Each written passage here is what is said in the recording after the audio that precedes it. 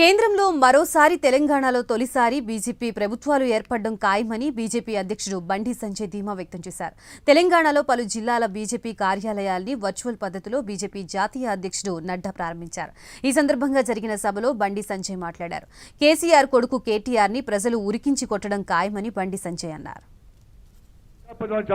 నా మీద పరువు నష్టం దావా వేశాడు అన్న. పరువు ఉన్నోడు పరువు నష్టం దావా వేశాడు, పరువు లేనోడు పరువు నష్టం దావా వేస్తే దేని పని చేస్తుంది అన్న?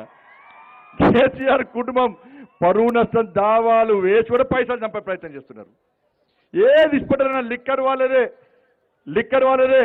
ఒక లిక్కర్ క్వీన్, ఇంకోనే హ్యాపీ రావు, ఇంకోనే డ్రగ్స్ రావు, ఇంకోనే అగ్గిపెట్ట రావు, ఇవన్నీ కూడా కేవలం కేసీఆర్ కుటుంబం కోసం అని ఆలోచించండి. తెలంగాణ రాష్ట్రాన్ని అధోగతి చేస్తున్నట్టే కేసీఆర్ కుటుంబం. ఆ కుటుంబం కోసం మాత్రమే వాళ్ళు తెలంగాణ రాష్ట్రాన్ని పాలించుకుంటున్న వాళ్ళ కుటుంబం కోసం మాత్రమే. తెలంగాణ రాష్ట్ర ప్రజలు ఒక్కసారి ఆలోచించాలి. తెలంగాణ రాష్ట్రాన్ని కాపాడుకుందామా లేదా? కేంద్రంలో నరేంద్ర మోడీ ప్రభుత్వం తిరిగి రాబోతున్నది. ఇక్కడ డబుల్ ఇంజన్ సర్కారు వస్తేనే మనకు నీళ్లు వస్తాయి, నిధులు వస్తాయి, మనకు నియామకం జరుగుతాయి.